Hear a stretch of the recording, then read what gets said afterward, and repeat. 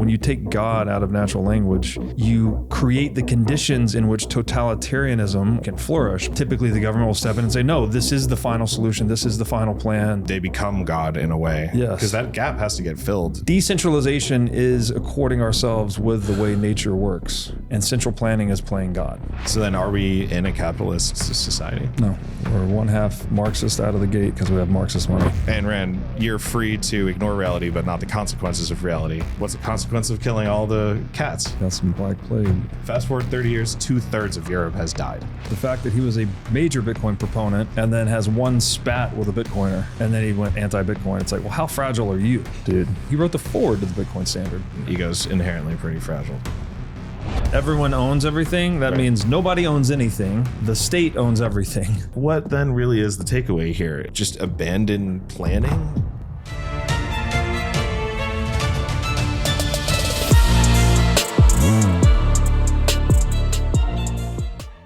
Yeah, so getting back to the overlap with Matt Ridley's argument, I'll read a little bit more here. Now Taleb is talking about Matt Ridley's writing, and he says, collaboration has explosive upside. What is mathematically called a super additive function, i.e. 1 + 1 equals more than 2, and 1 + 1 + 1 equals much, much more than 3. This is basically emergent properties.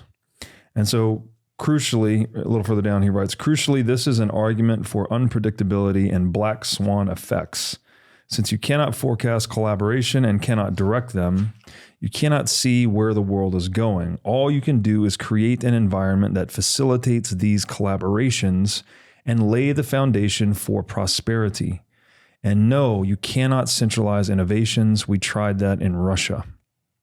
A little further down, he writes, one can see religion's effect here in reducing dependence on the fallibility of human theories and agency. So Adam Smith meets Algazel in that sense, which is another philosopher he was talking about earlier. For one, the invisible hand is the market, and for the other, it is God. A little further down, he writes, historically, skepticism has been mostly skepticism of expert knowledge rather than skepticism about abstract entities like God, and that all the great skeptics have been largely either religious or at least pro-religion, that is, in favor of others being religious. So this brings up a number of things for me. One is when you have that word God in your language, the word for that which is beyond words, that naturally introduces humility. Right? You recognize that there's a whole lot of truth that is beyond containment in propositions of the language itself.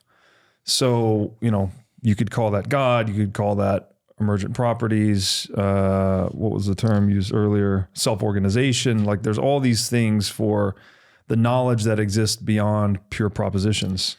I'll give a great example of this for any of the social media heads out there, like Reddit, for instance. Mm-hmm. Reddit, for people who aren't aware, is a website where you can create your own community centered around a theme. And there are tens of thousands of subreddits. If Reddit started out just saying, we are the only ones that get to make subreddits and we can control it all, then the platform would not have taken off. It would not be nearly as populated by all of the different communities, because it's crazy things like, golfers in St. Petersburg, Florida. Mm-hmm. So it's the same thing where what they did is they laid the foundation for collaboration through a technological platform that then allowed people to come in and populate it with this context that is relevant to them. And I feel like there is a great potential for our, government, but some kind of technological system that works in a similar way, where you can allow for self-organizing, emergent, political, or action focused communities. I don't know, just a thought. It's pretty half baked, but and that lines up with what he said earlier, right? All you can do is create an environment that facilitates these collaborations and lay the foundation for prosperity. Right. You cannot centralize the innovation. I think social media is a good example. You can't centrally plan virality. right? You don't know what's going to go viral. You can't engineer it inside of a government office. And I mean, okay, you could manipulate the algorithm and possibly pump the virality, but you can't actually predetermine what people are going to find relevant and want to share to the point of a post becoming viral. Yeah. I mean, there are certainly some companies, some media companies in Manhattan that have set up their entire focus on engineering that. But even then they will say that what you're doing is you're setting yourself up for success because you don't actually know which one of them is going to hit. You just get all the conditions right as often as possible. It's just like venture capital or anything else, right? You take as many shots on goal as you can, right? Exactly. As best you know how. You're imitating what succeeds and disimitating, if that's a word, what doesn't succeed. And so that comes up for me. The other thing is, I brought this up a long time ago, that when I was reading Human Action by Mises, if you actually go through that book and you replace the word market with the word God, you find these very fascinating sentences. And so again, we're invoking like a non-theological sense of the word God, which could just be self-organization or, non-propositional knowing, something like that. And hopefully this gives more credence to the idea of God, because there's a lot of people that just think it's guy in the sky, and that's fundamentally not true. It never was that. I don't know when it became misinterpreted as that, but it also, when you take God out of natural language, you create the conditions in which totalitarianism or totalizing knowledge can flourish, because you don't have that word for all that is beyond words, right? The government typically the government will step in and say, no, this is the final solution. This is the final plan. This is what's going to bring the utopia, right? From each according to their ability, to each according to their need. This is the final answer. And it limits our ability for further discovery, refinement, trial and error, et cetera. Yeah. Well, it's the ultimate form of control, because then, you see this in 1984, where they control what words they say. And because of that, they can build the whole world.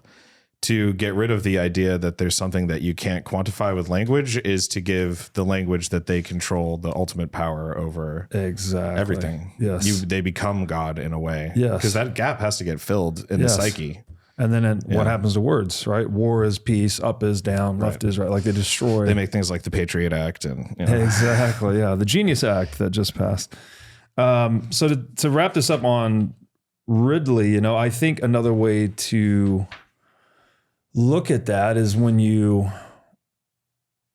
ideas stop having sex in a central planning environment, basically, right? You're not getting the experimentation. You're not getting the serendipitous interaction. You're not getting entrepreneurs led by honest price signals.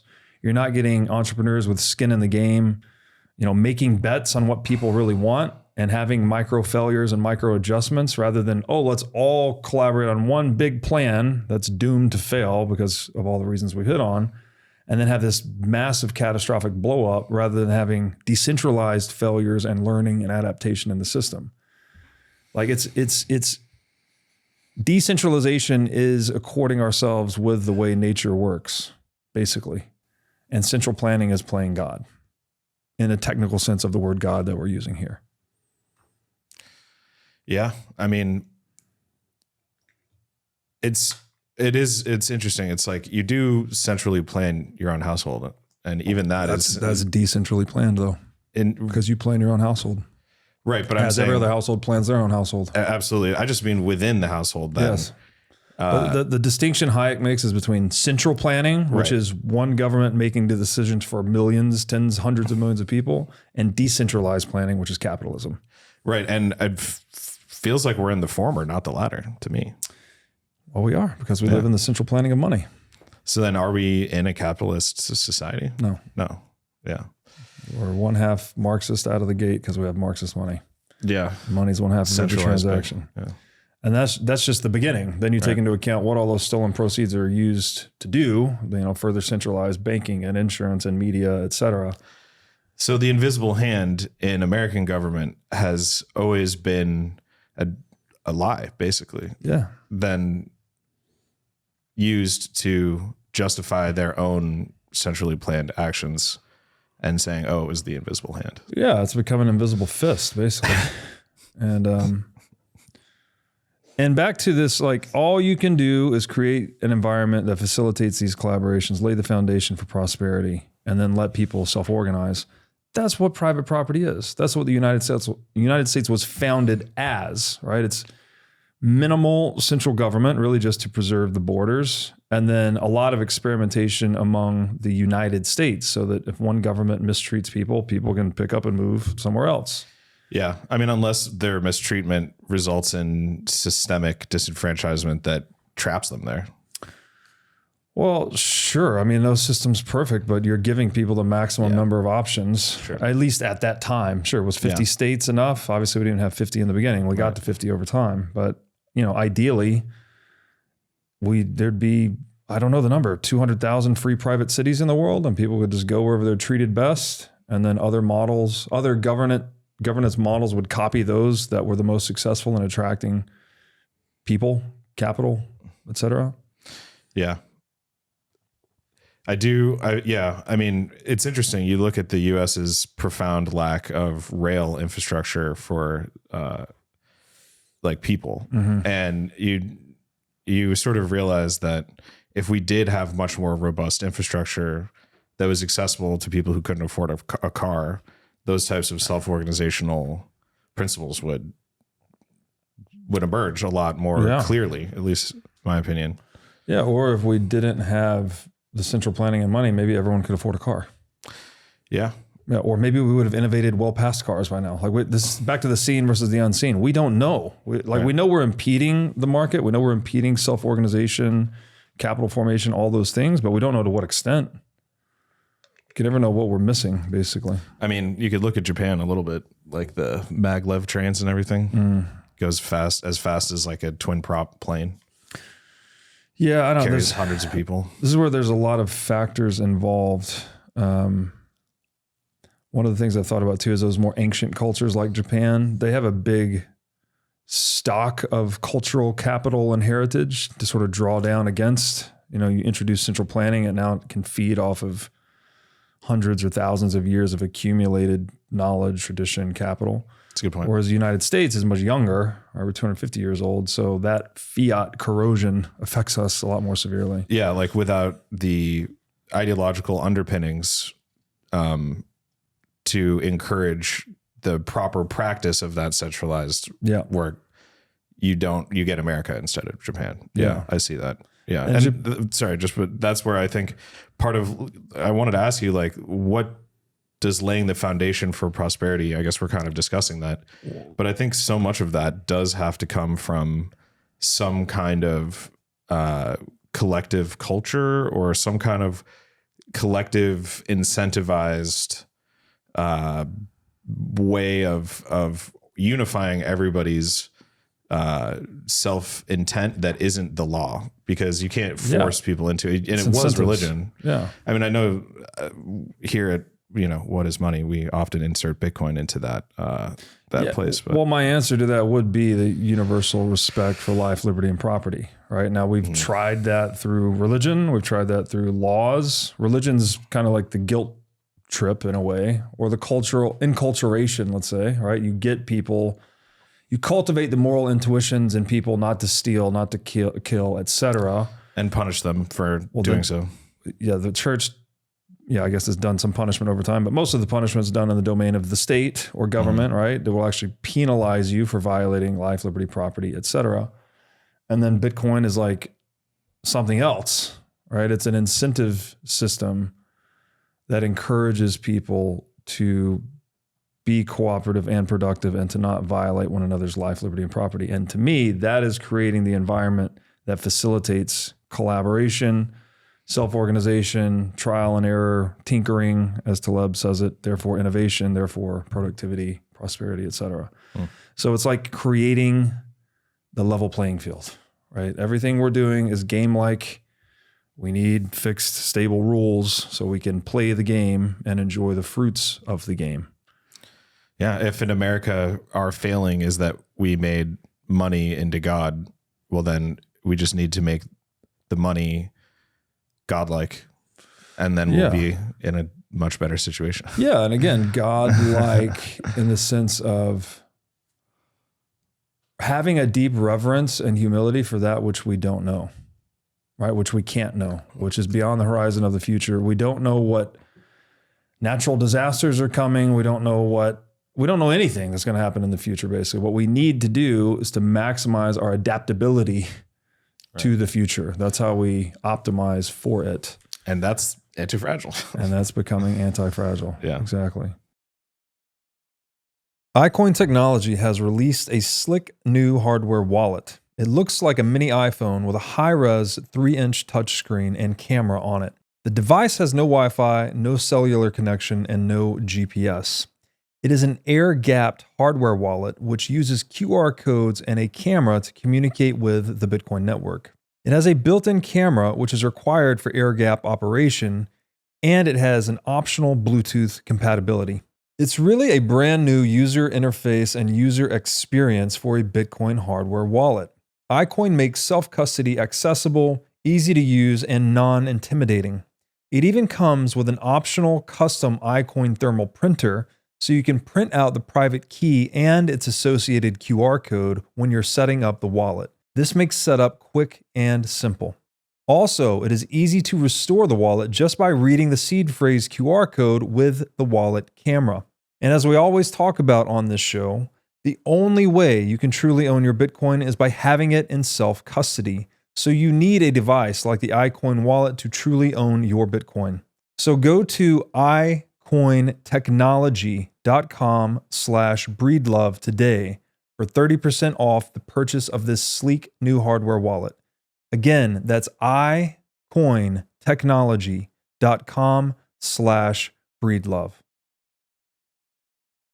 If you're anything like me, you understand that Bitcoin is something we can use every day to connect, to collaborate, and to build stronger, freer communities. As true Bitcoiners, you all know we are each responsible for onboarding more Bitcoiners. That's why I chose to partner with Cowbolt, an expense-splitting app that settles in Bitcoin. It can be as simple as splitting a dinner bill. Your friend covers dinner and you reimburse them, but you send it back to him in Bitcoin. Now your friend has their first sats. And as I always say, where your money goes, the mind follows. By using Cowbolt to get Bitcoin into the hands of your friends and family, you can help us orange pill the world. Cowbolt is built to let you split costs, share expenses, and settle instantly, while always keeping full control of your keys. Cowbolt is simple, social, non-custodial, exactly how Bitcoin was meant to be used.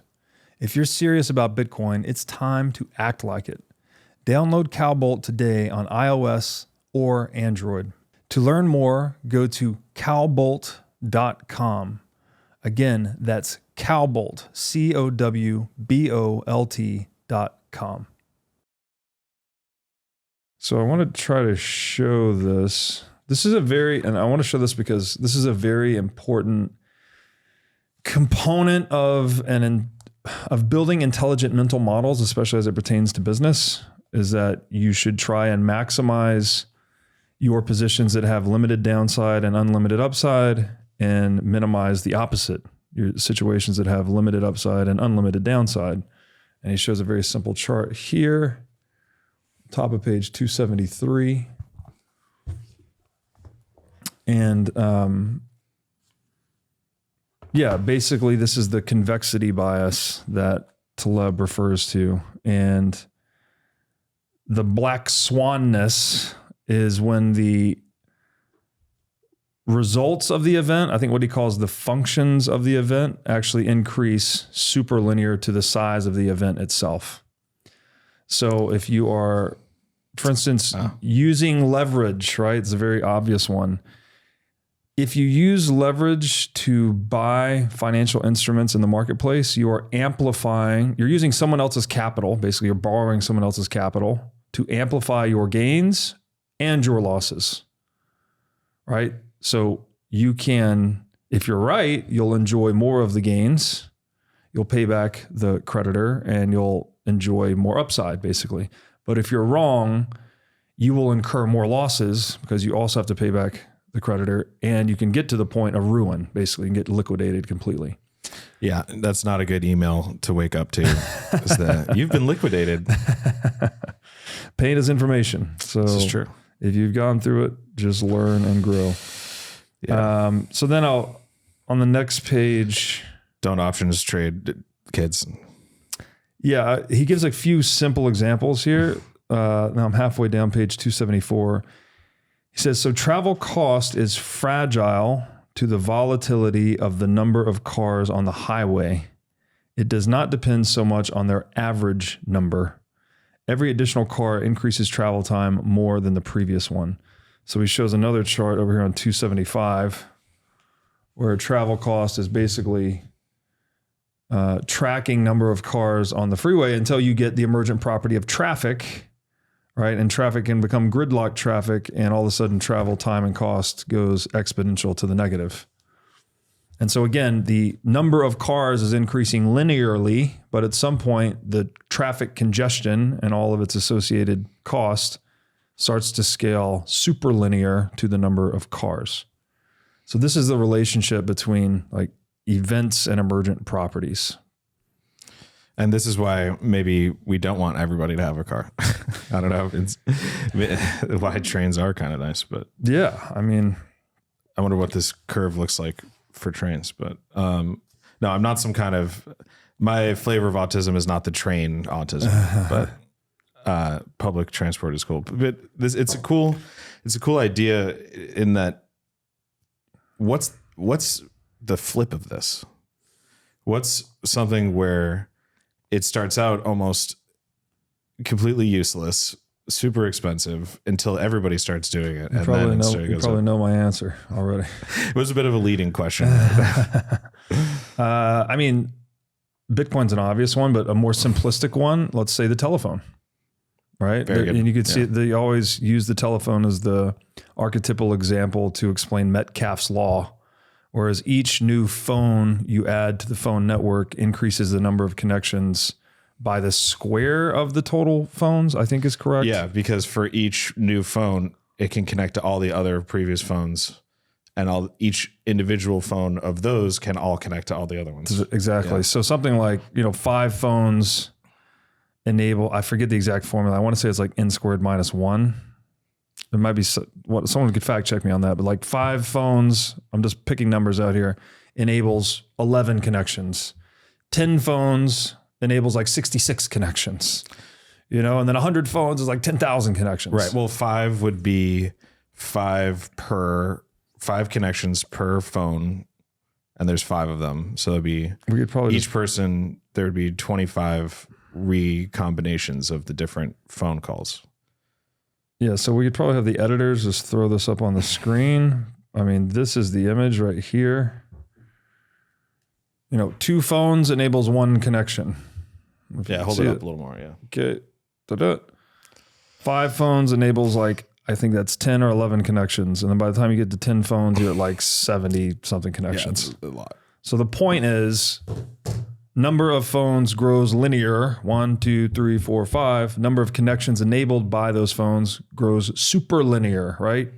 5, 11, 60 or whatever it was. Yeah. And so it's a very important thing to understand, because this is how all networks, this is the mathematics that governs networks and network value. This is the reason Facebook, Apple, Amazon, Netflix, Google are the most valuable P to E ratio companies in the history of the human race. And it's also why Bitcoin is super valuable. So, and pertinent to that, this is the bottom of 274, Taleb writes, we can see applications of the point across economic domains. Central banks can print money. They print and print with no effect and claim the safety of such a measure. Then, quote unquote, unexpectedly, the printing causes a jump in inflation. Now, reminder, this book is written pre-pandemic, but that is exactly what we saw during the pandemic, right? Central banks printed money, said there would be no inflation. And then, surprise, surprise, air quotes, we got a lot of inflation. Shout out the big print. Shout out Big Print, Larry Lepard. And so a little further down, Taleb writes, alas, the tools and culture of policymakers are based on the overly linear, ignoring the hidden effects, or these hidden effects, which he's referring to the convexity effects we've been discussing. A little further down, he writes, when you hear of a second order effect, it means convexity is causing the failure of approximation to represent the real story. So I wanted to hit this one because this is so essential to developing basically any mental model in the digital age. Are my hands in the right place? No, it was me. Okay. I've been sighing very hard into the microphone. Yeah, we're all trying to like micro adapt our production game over here, keeping our hands and breath in the right place. So bear with us. So yeah, I just, for anyone that's trying to understand the world, like you have to learn to think in these terms of linear versus superlinear. COVID is actually another great example, right? It's like, oh, there's a few people in China that have this bird virus or whatever virus. And like everyone's like, oh, haha, look at these people wearing their mask on the planes. How silly. And then like 2 weeks later, the whole fucking world is on lockdown. Yeah. Right? That's because the virus spreads super linear to the number of people that have it. Yep. Now epidemiology. Yes. The epidemiological vectors and the exposure points, really. I mean, things like airplanes, et cetera. Was it the R squared of the virus? Is that the measure of its convexity bias, basically? I'm not that good at math. Yeah. You can fact check me on that too. There's some measure, I think it's the R squared, where it's like, based on this many people having the flu, we would expect this many more new cases, which is always super linear to the number of. Right. I mean, it would make sense. I know that it's definitely super linear how cells replicate or viral particles replicate in your body. That's definitely super linear. Exactly. Yeah, I mean, I think it's definitely really important to take this into consideration, second order effects in general.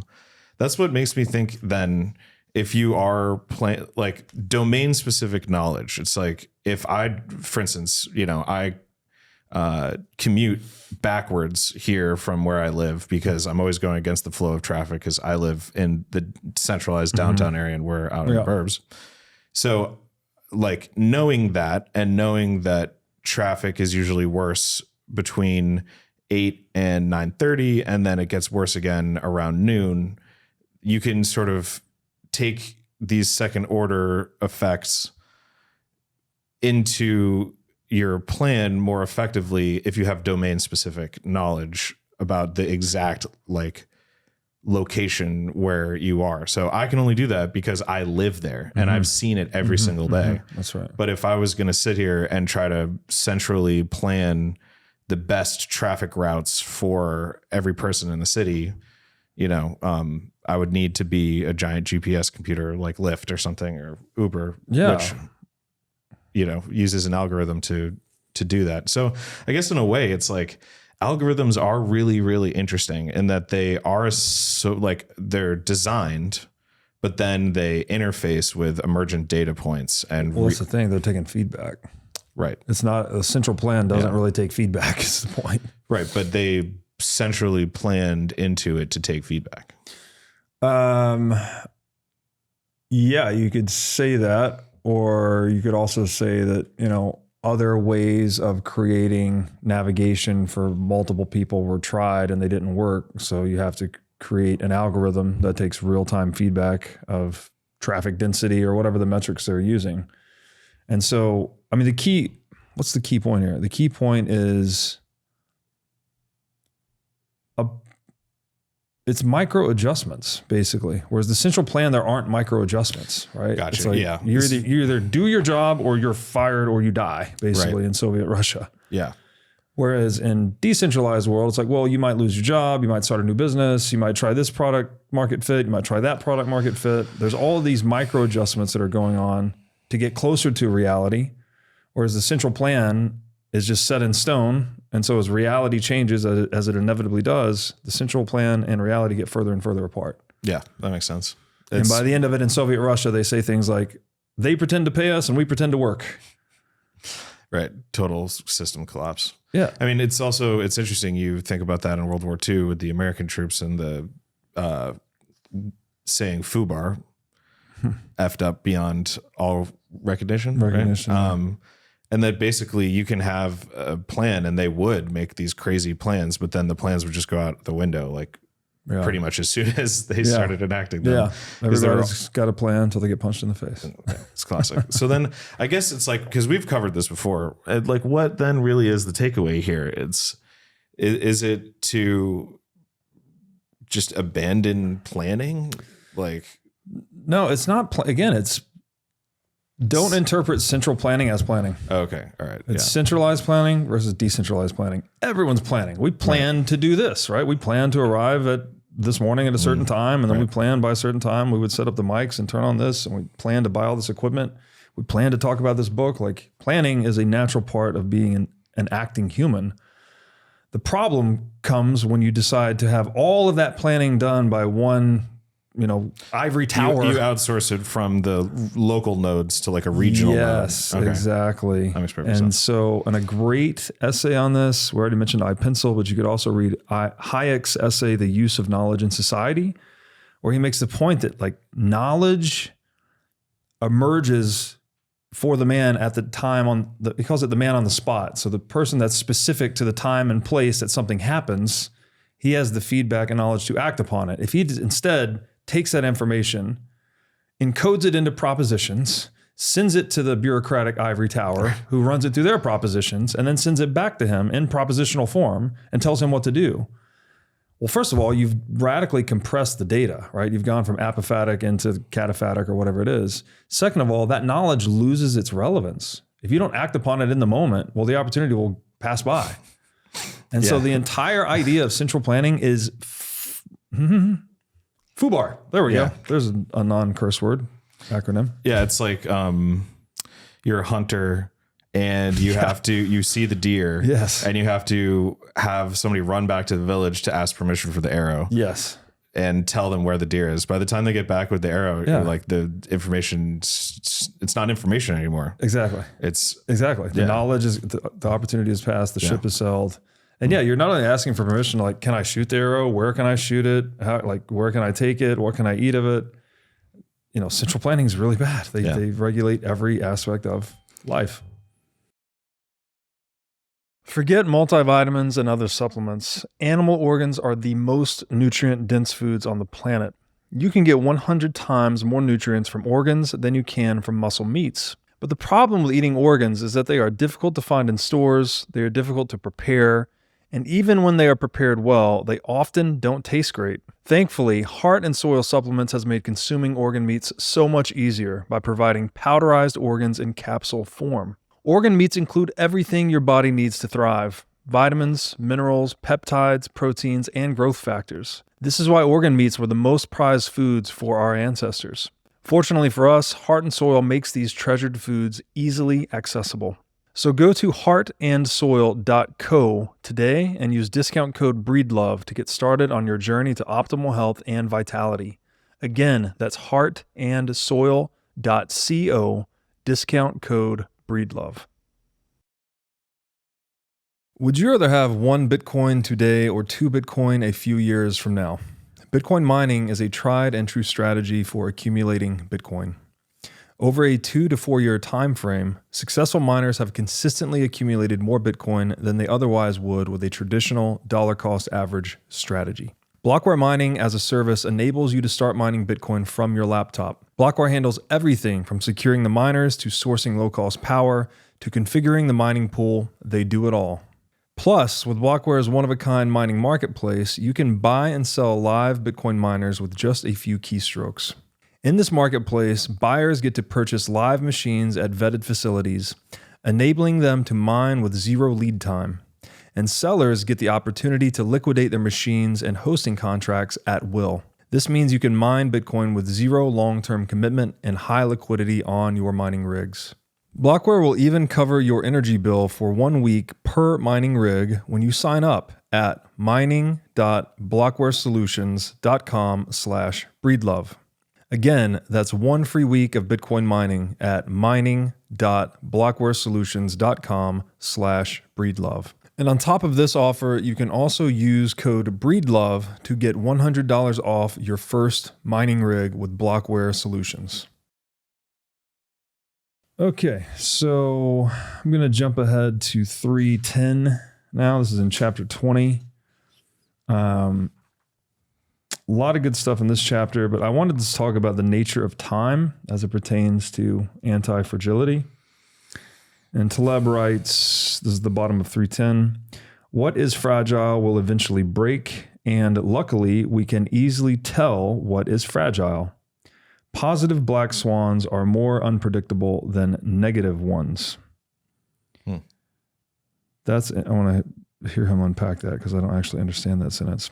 Next paragraph, he writes, this is a quote, "Time has sharp teeth that destroy everything," declaimed the 6th century BC poet Simonides of Chios, perhaps starting a tradition in Western literature about the inexorable effect of time.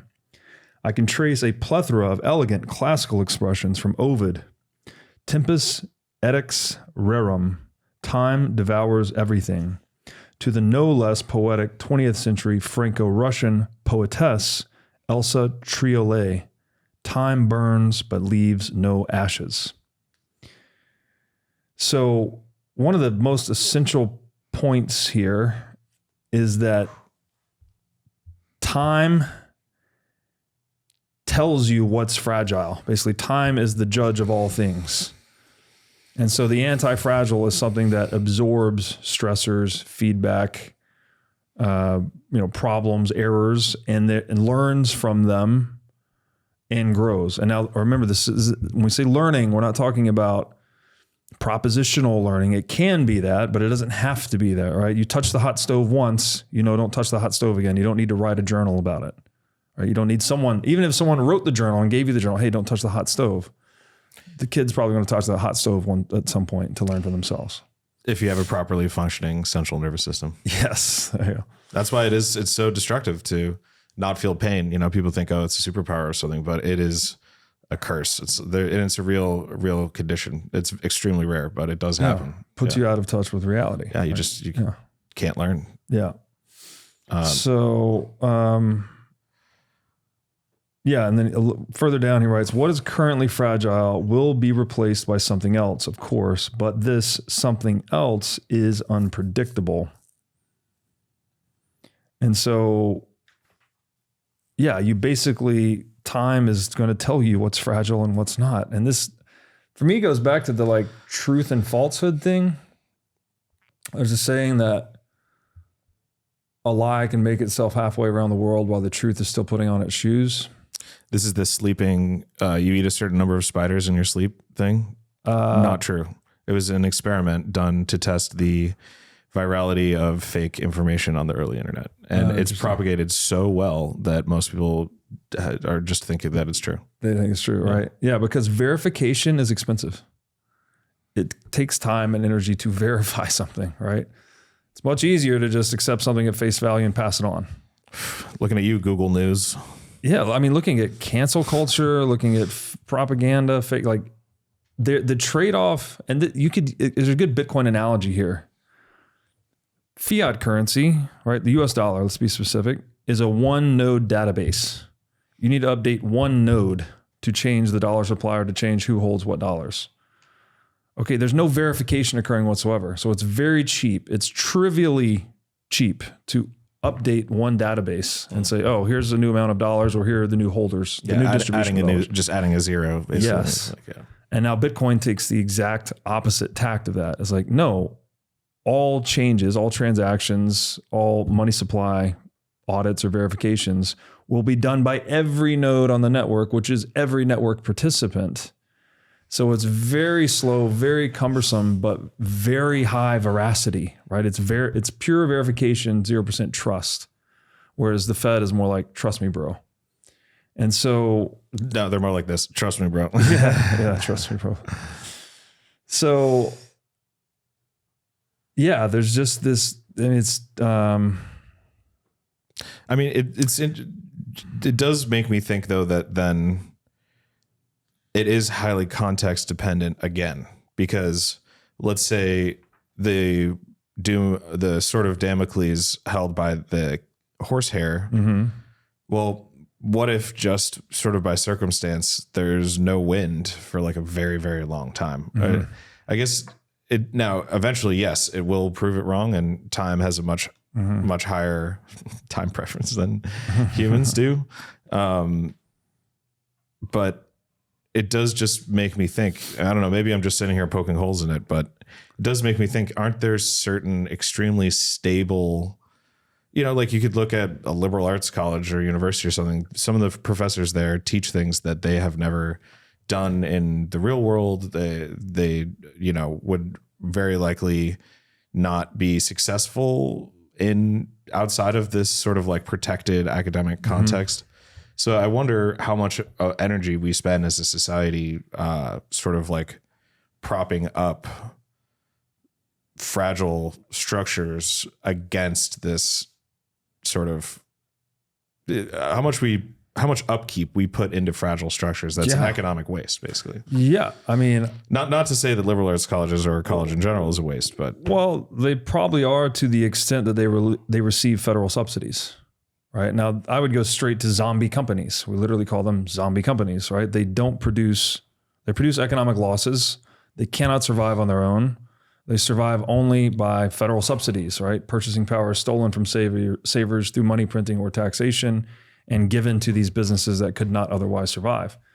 Now, the fact that they're not profitable, that is the market signal that they're not economically solving problems for people. So their capital should be dissolved and, put back into the stream of self-organization and put to higher and better uses. But if we can use a central planning committee, like a central bank or the central government, to prop it up with the purchasing power stolen from savers, well, then that's how you get these weird, fragile things that can exist. So it's the breaking of making the playing field unlevel, right? You've bifurcated the rule set, and now that is it's disabling our self-organization, which is another way of saying it's propping up things, zombies that would die if they did not have this propping up. It's basically diffusing the fragility to the whole system. Yes. Yeah.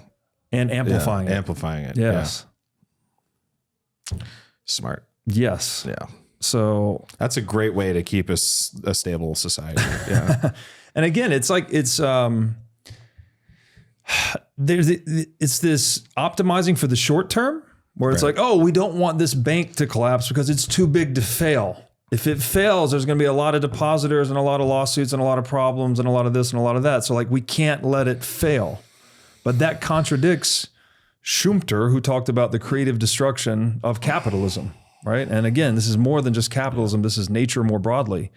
Every organism is an attempt, right? It's a throwing of the strategic spaghetti at the wall to see what sticks. And if it reproduces successfully, well, then it's favored by natural selection. And if it doesn't, then that strategy goes out of existence. It's like taking a really, really old tree that we want to survive just because it's historic and we like it or whatever. Yeah. And putting more and more concrete in it and more and more stealing the concrete from other people. Yeah. And patching it up. And then over time, finally we succeed in making this tall tree very tall, but now it's super unstable and it falls over and it kills a bunch of the other young trees that very well could have continued to grow much longer. That's right. And in putting all the concrete and duct tape or whatever else to hold this tree up, you're also killing the tree. You're making it dependent on these supports. So it is no longer absorbing the stressors, the feedback, et cetera, to be an anti-fragile organism. Right. It's become fragile to time and dependent upon these subsidies, for lack of a better term. And it's reproducing during all that time. Yeah. Because maybe it's supposed to stop reproducing at a certain point because its genetic material wears out and so then you really kick the can super far down the road. And it's like the same reproductive vigor that has allowed for it to grow to this height is now getting debased because we're so attached to it. Yes. Yeah. And if we talk about companies instead of trees, well, you get too big to fail. Well, that's a great place to be in from a very short-termist, individual company self-interest perspective. It's like, oh, you literally can't lose now. You're benefiting from the money printer no matter what happens in the economy, you get bailed out, right? Heads, I win, tails, you lose. Like it's the ultimate, you're on the other side of the bifurcated rule set, right? You have the power. The power that's used to manipulate the rules is used to benefit you. Yeah. Which means it's basically you have the power to win in perpetuity. at the expense of everyone else. So when that happens, and now we're talking about companies, not trees, other companies start to imitate that, right? They are like, well, what can I do to get too big to fail or die trying? They become very cutthroat, they're willing to do anything to try to get close to that spigot of stolen purchasing power to make their company immortal. And so you get the productive economic games of capitalism degenerate into the anti-economic, destructive political games of statism. And then people look at those giant companies that used this asymmetrical rule set to get gigantic and say, like capitalism bad. Yes. And that's not even capitalism. Yeah. And that's part of it, right? Yeah. So the language is being polluted by the central planners. Right. So the central planners fund academia that supports cultural narratives of cultural Marxism, which are anti-capitalism, which are blaming capitalism for the inflation, the supply chain problems, the environmental problems. So it's scapegoating. Yeah. So in a perfect, or not perfect, but in a well set up free market, there wouldn't be an Amazon necessarily. There would be like 7 or 8 or 9 different online retail. Is that what you're saying? It's hard to say. I mean, it's hard to speculate. Because we talked about Amazon before, where it's like, okay, on one hand, it is an entrepreneurial free market thing, but on the other hand, it had its early success because it circumvented state sales tax. And it kind of captured the market in a way, because now all of those people who, when they come to market with goods and services, they don't come to an equal playing field. They come to Amazon because that's where the vast majority of people do their shopping. Yeah. And so it's like a micro market that they have complete control over. Effects, yeah. And they got to that because of state sponsored tax loopholes, basically. Yeah. And then they used that to snowball into buying the people who were compliant. Yes.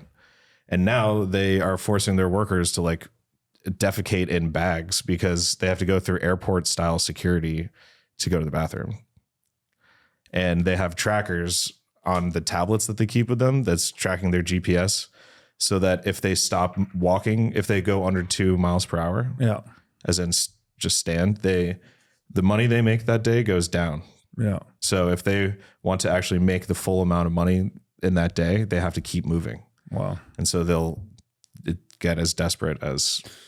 Yeah. And I don't want to sound like this is all a panacea and everything would be, hunky dory, but in my vision, a purely capitalistic world would be one in which those employees could have a class action suit against Amazon and say, hey, these are not workable working conditions for us. We want A, B, and C, and there can be some bargaining there.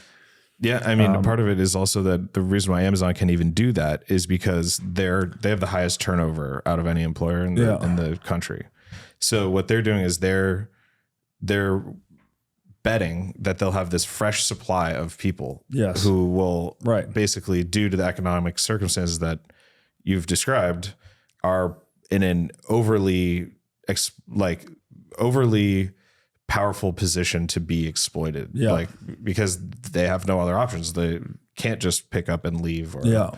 So if people had this, as Taleb said earlier, this foundation of security, they would, Amazon would have to increase the quality of its conditions because people would just stop working there. That's right. If you had a more competitive labor market, and by the way, so you make a great point.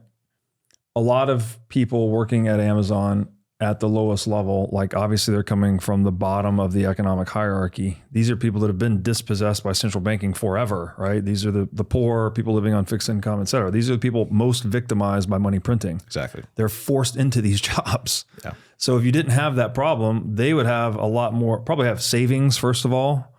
Therefore, they'd have probably better skills. They'd have more optionality, at least. They'd have more bargaining power at the very least, right? They wouldn't have this desperate need to be plugged into Amazon. And Amazon wouldn't have so much power on the lobbying side. They wouldn't be able to lobby federal government for laws that help them oppress, manipulate, whatever you want to call that, their workforce. So again, these aren't like bright lines. We always say, capitalism, communism, but it's giving people stronger private property rights goes back to what he said earlier, like creating these conditions in which self-organization can be optimized. That's all we can hope to do.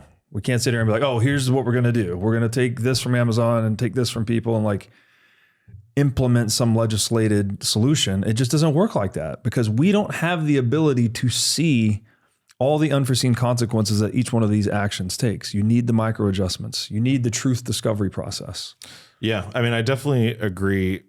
I do think though that once we discover it, then there are actions that if you're an ethical actor, you would be even not forced, but heavily incentivized to do and forced by market forces. Right. But those were basically inured to those forces and they can just continue to kind of do whatever they want. Like part of why Amazon is so brutal is that it's not just that, in a more competitive workplace, they'd have other options. It's also that the other places people used to work, the whole way we self-organized into like village effectively, which is a very ancient form of human self-organization, got absolutely destroyed because instead of people buying bread from the baker, shoes from the cobbler, etc., Amazon came in and was like, hey, now we have a warehouse with like literally everything in the world here. Like you can't even sell the stuff we sell. You're a mom and pop shop. And then those mom and pop and cheaper, like a lot cheaper. And then the mom and pop shops close. And then all the people in this town, it went from there being way more jobs and people and then way less. So people either leave, dissolves the whole self-organizational structure. And then the people who don't have the luxury of leaving then are forced into, it's not even really an alternative. It's just the new world order, where they are being tracked by a GPS and pissing in Gatorade bottles. So. Yeah. And again, if they had sound savings, probably could have avoided a lot of that lack of choice, basically, right? Like I would say there's always a choice, they would have left. But obviously circumstances can become more acute when you really have no money and you really have no car and you really have no food. It's like, well, fuck, I guess I'll go work at Amazon,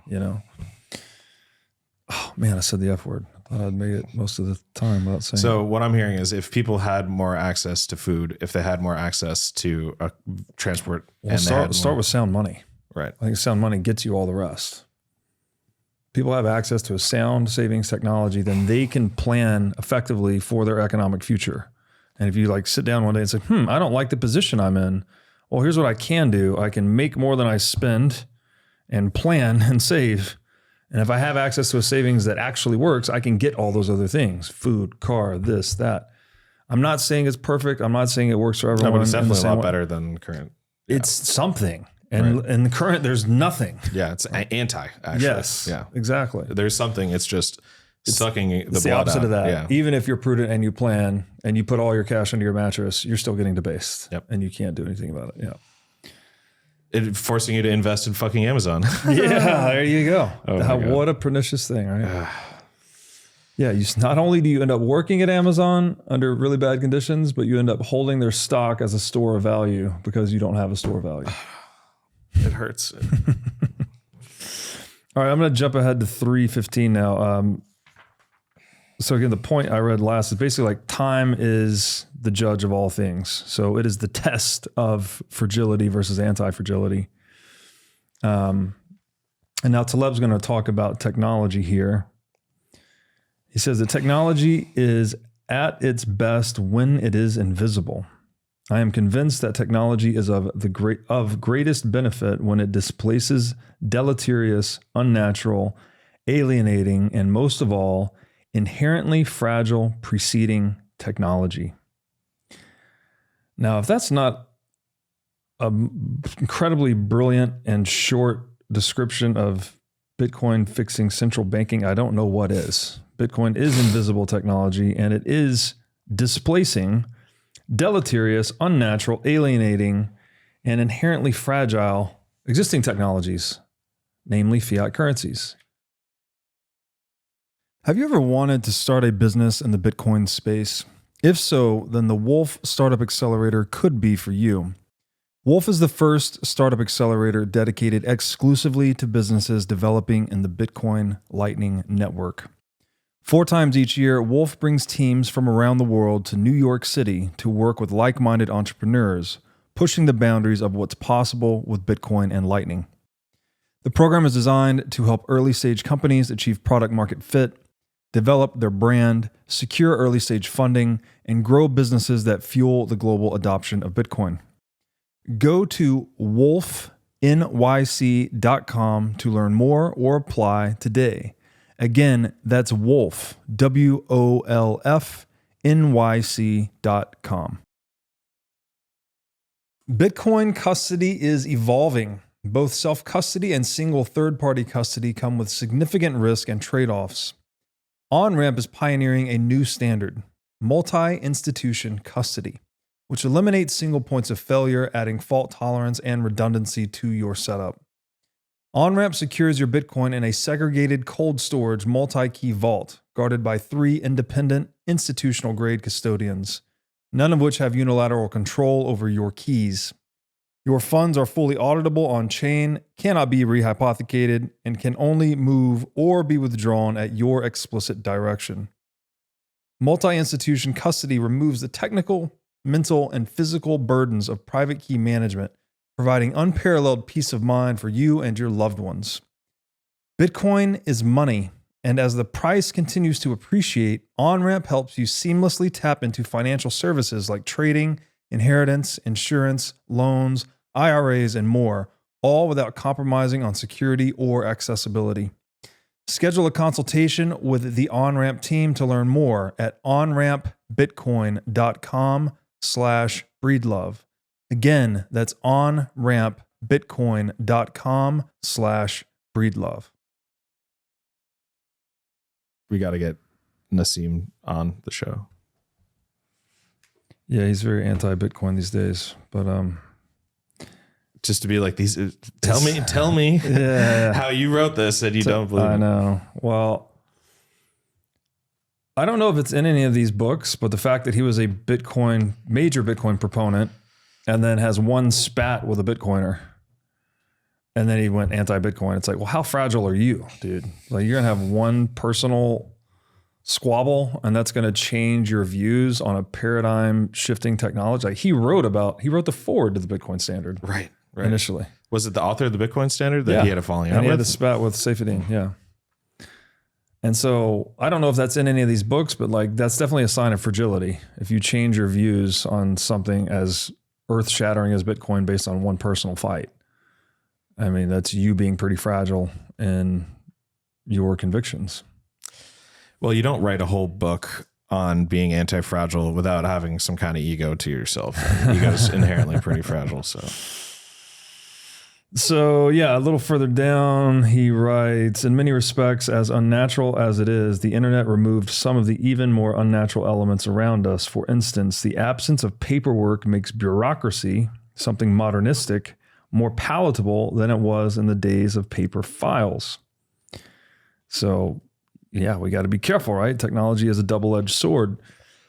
The same way that it gives rise to something liberating like Bitcoin, it can also make, what's the opposite of liberating? Enslaving technologies like bureaucracies and fiat currencies even more efficient. like Ripple, yeah. Well, and that is the central bank digital currency, right? They're trying to put the analog fiat currency on digital steroids and make it much more capable of surveillance and financial repression and all of the anti-Bitcoin things. Genius. It's genius, yeah. Shout out Genius Act that just passed. Yeah, so I guess the point there, technology is the thing, right? Technology is the thing that moves us forward. Towards the end of that passage, he writes, so it may be a natural property of technology to only want to be displaced by itself. Like it's almost like, again, with language and human reason, it's these things that are always reaching beyond themselves. And so if we understand that technology and words and knowledge, these are all provisional structures, they get us so far. But the point is to get us to a point that we can get to something better and get rid of the old, right? The steam engine was amazing when we first found it, and then the internal combustion engine displaces that, and then the electric motor displaces that. The electric motor came before the combustion, actually. Well, there you go. Yeah.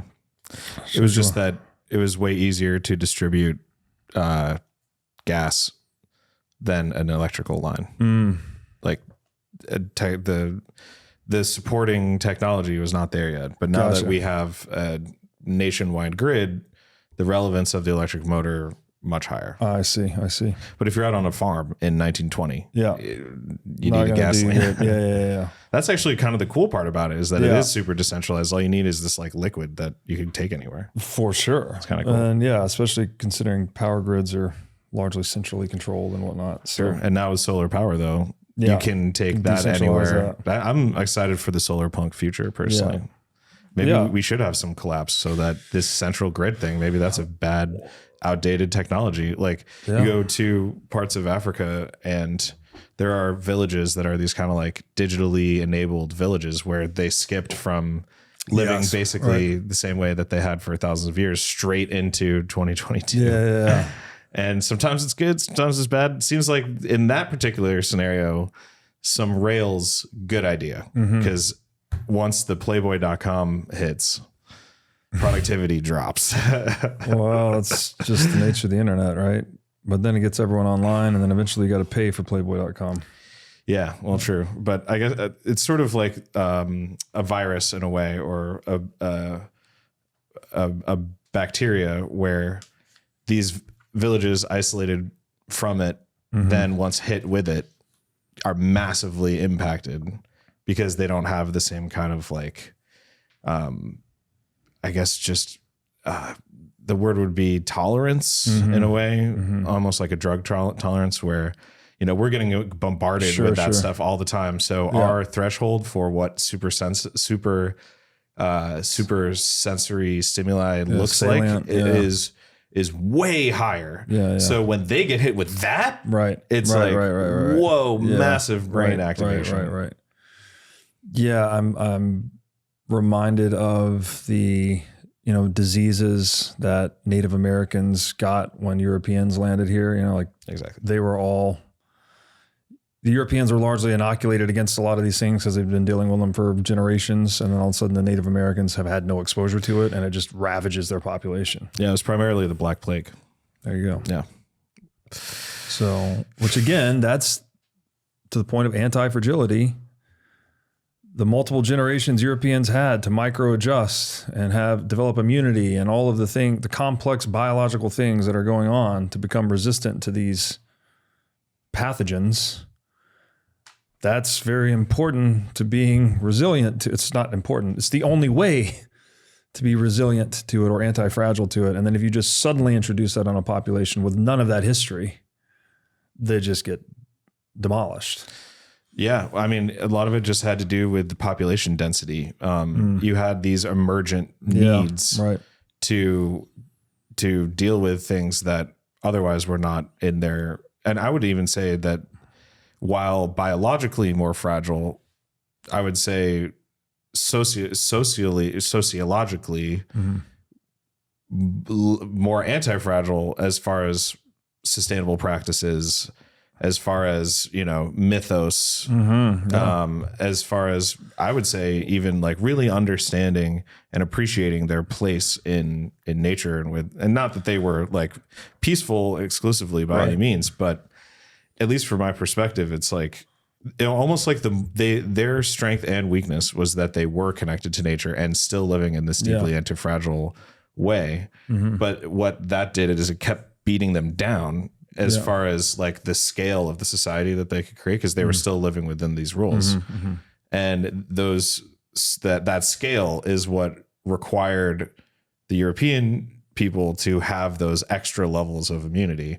Also because they're the ones that survived, again, evolutionary filters and everything. So I don't really know where I'm going with that, but well, no, I mean, they definitely, and they were also, Native Americans were known to make decisions to consider 7 generations in advance before they made a decision today. Yeah. Which is starkly different than European explorers, right? Just trying to conquer the next piece of land. They were thinking for their their son. Yeah. Like, immediate profits, basically. Like how do we Just plunder? Yeah. And wow, they found a lot of stuff to plunder with all those people thinking 7 generations in advance all the time. I know. So yeah, I will jump now to the conclusion. This is on page 421. Taleb writes, everything in religious law comes down to the refinements, applications, and interpretations of the golden rule. Don't do unto others what you don't want them to do to you. A central argument is never a summary. It is more like a generator. And so he said Shea's extraction was, everything gains or loses from volatility. Fragility is what loses from volatility and uncertainty. The glass on the table is short volatility. So, yeah, this whole idea, I mean, for me, just in a personal perspective, taking this idea that everything you do in life, you're either, it's means and ends, right? You're using means to pursue an end. So you've got a plan. And sometimes the plan works and you succeed, and that's winning. Oftentimes the plan does not work, either in the micro or the macro, and you have to adapt and change. All right, it's not reality that's going to change. It's your plan has to change to conform to reality. So that I would call learning rather than looking at winning and losing as two opposites. I think the learning process is a necessary part of winning. Like if you're going to develop a strategy that conforms with nature and gets you to your ends, there's going to be a lot of failure involved with that process. You cannot just come out of the gate and succeed at anything. All right, there's a lot of ways to say this. The way is in training. I forgot the second one, but like this idea that this is what nature is doing, right? It's making these micro adjustments all the time. Oh, the other one is Francis Bacon. Nature to be commanded must be obeyed, right? You can't bend nature. You can't bend the rules of nature. You can't bend the rules of human nature, but we can learn about these things and we can conform ourselves to them, right? When the Wright brothers, and I don't know if they figured this out explicitly or they just figured this out experimentally, but you figure out the principle of lift, that once you get air moving over the top of the wing faster than it is moving under the wing, you put upward air pressure on the wing and create lift, right? That's not bending or manipulating nature to achieve flight. That is conforming yourself to the laws of nature, and you discover those laws through a lot of trial and error. These guys were bicycle mechanics, right? There were a lot of academics, a lot of smart people were trying to figure out flight. Who figured it out? The tinkerers, the guys that are just taking action and adapting, right? You're feeding off errors. The iterative Iteration. And the key point here between repetition and iteration, repetition is just doing the same thing over and over again. Yeah. That's a good definition for insanity too, right? Doing the same thing over again and expecting a different result. I think Einstein said that's the definition of insanity. Often misattributed to him. Or maybe not. Yeah, I think it's just some folk wisdom type thing. Yeah. Folk wisdom, it's very true. Iteration is distinct from repetition in that iteration is incorporating feedback from each trial, right? So you tried a thing and it didn't work. Well, why didn't it work? Oh, this didn't work. That didn't. Maybe you don't know why. Maybe you're just blindly trying other things. And then each time you get any information about what doesn't work, you feed that back into your next attempt. That is iteration, and it's distinct from repetition. And that is how, it's like this non-cognitive way of advancing our knowledge. You're in the apophatic, you're in the actions, basically. Mm-hmm. And then the codifiable knowledge comes in behind it and then encodes it. I don't know this for sure, but I would bet the Wright brothers had no idea about the principle of lift. All right, they probably just figured out how that machine works and how to get it off the ground. And then eventually physics or whoever catches up with them and says, oh, here's why it works. Yeah, I mean, I think it's a combo. I think human intuition is that guiding hand that says maybe this isn't exactly how it works. Like I'm not over here making formulas for lift, but they could look at a feather from a seagull or something.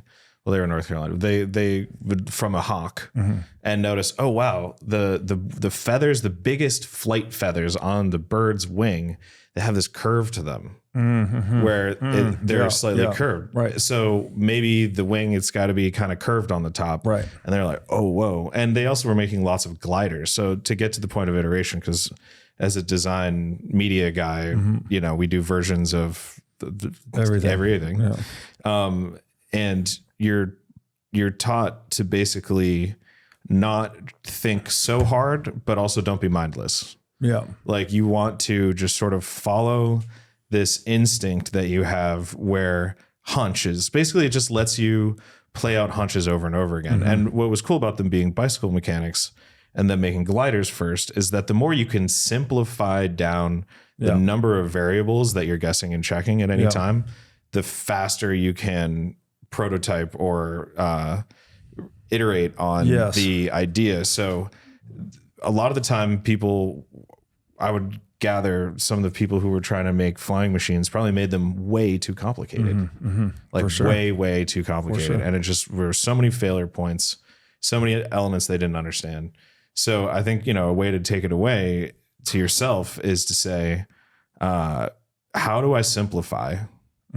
How do I get rid of unnecessary complications so I can hone in and focus and dial in on this process of sort of getting your hands in there of the apophatic, getting your hands into it because you can't use your words, getting your hands in there and trying to feel and use your intuition and guess and check because it's not completely random. You know, it's I think cooking is like a really good example of this because you know, I can imagine two smells that I've smelled before in my head. Yeah. But for instance, my fiance is from mainland China and she has all these ingredients that I've never used before. Yeah. And I can't use, I ruin every dish that I make with these. She's like, Mike, why did you put that in there? I was like, I don't know. It kind of smelled good. She's like, nobody does that.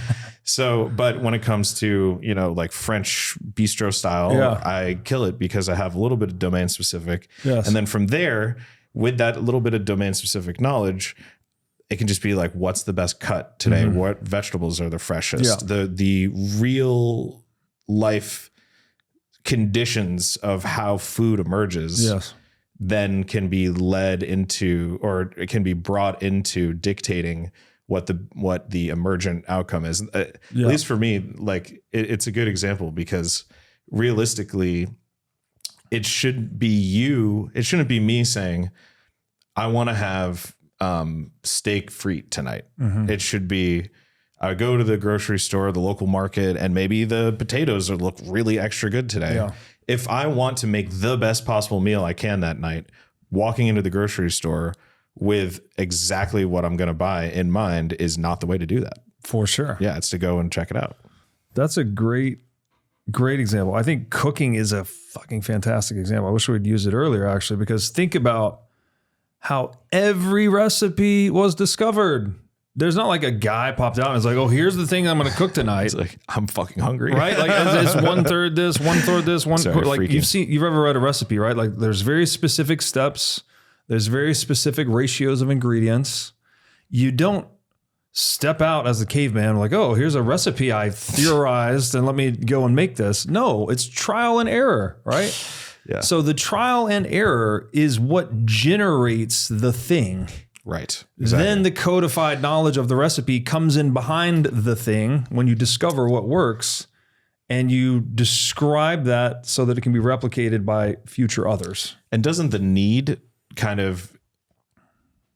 for the success of the trial is what motivates the trial and error, right?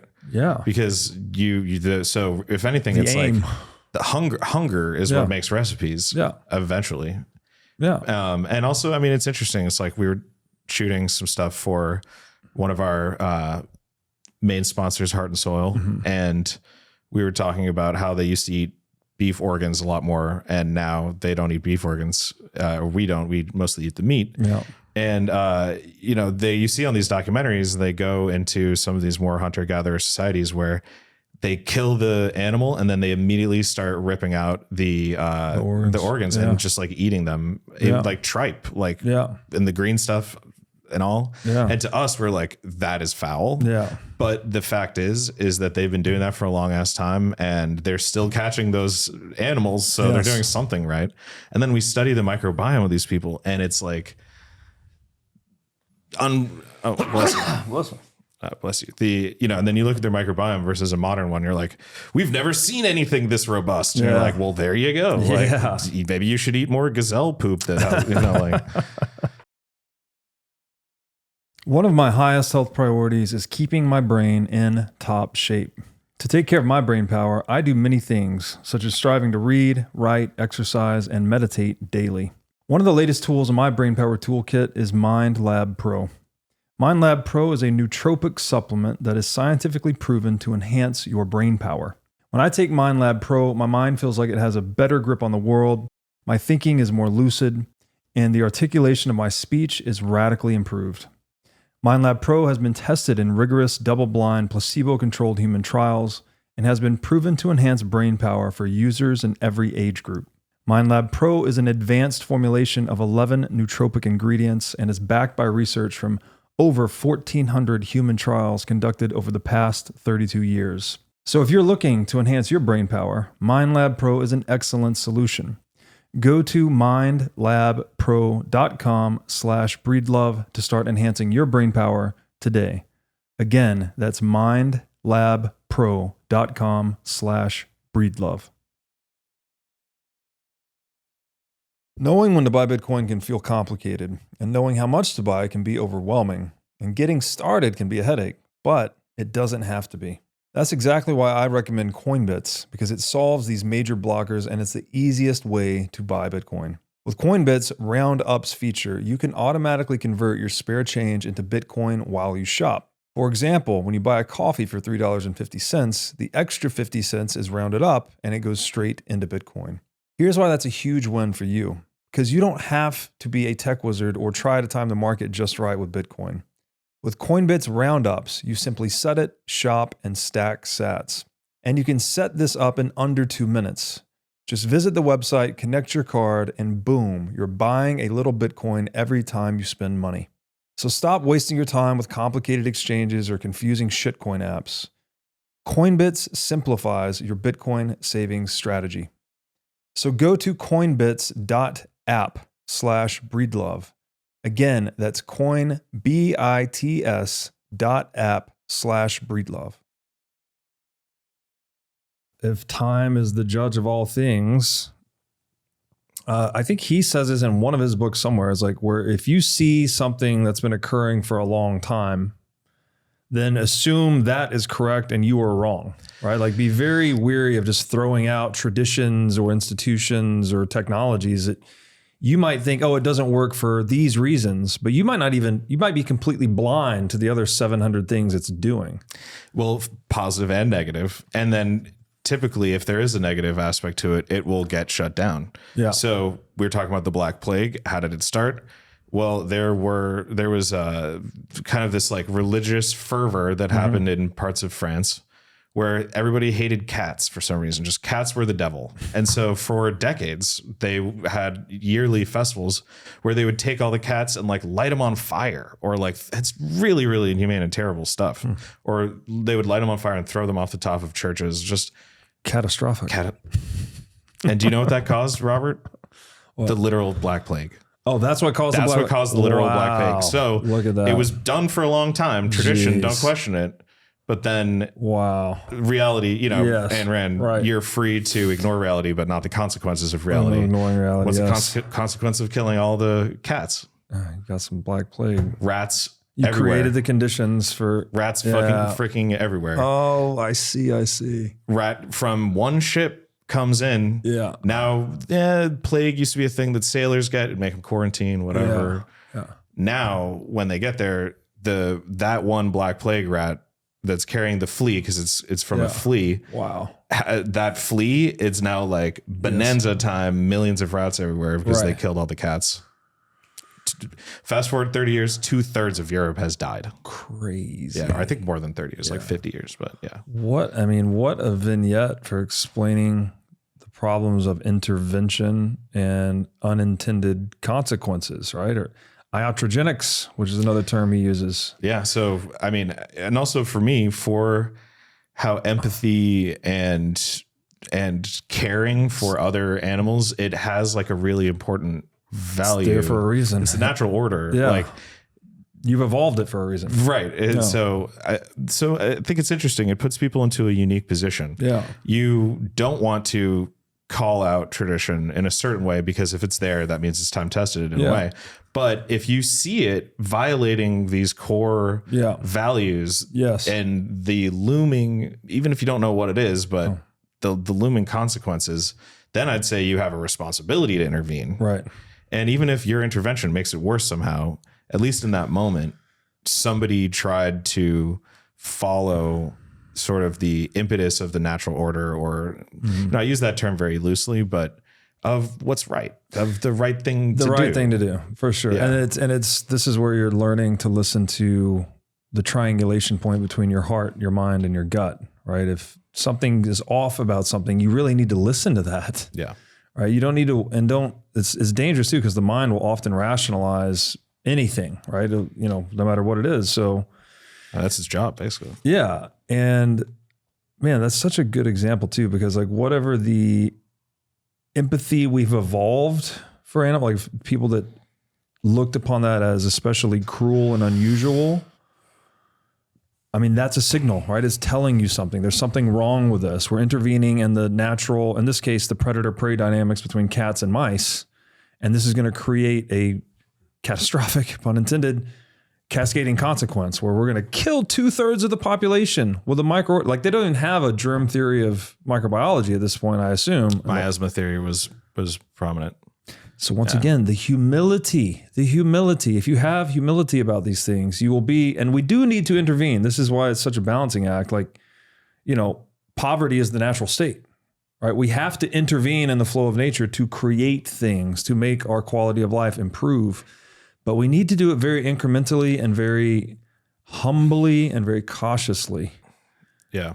I mean, I'd take a little bit of issue with the idea that poverty is the natural state. I know that it doesn't mean like financial poverty necessarily. Well, it means that there's no goods and no capital in the world until we build it. Pick the apple, right? But I mean, I think there's sort of picking the apple is a great example because there is sort of this hybrid where as we've evolved, as we've sort of created societies, I'm talking about ancient history, basically at this point, there were precepts like what we're talking about with American Indian people, where you care about the generation seven down.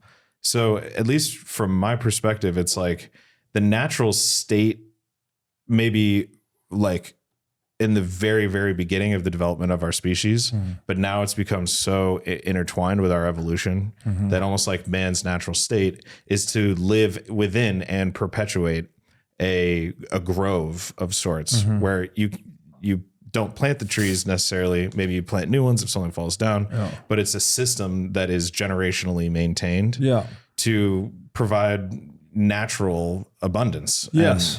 And, I mean, again, back to hunter-gatherers super fast. They say, why the heck would I cut down the trees in my valley and plant a farm? Then I'd have to work all the time. Yeah.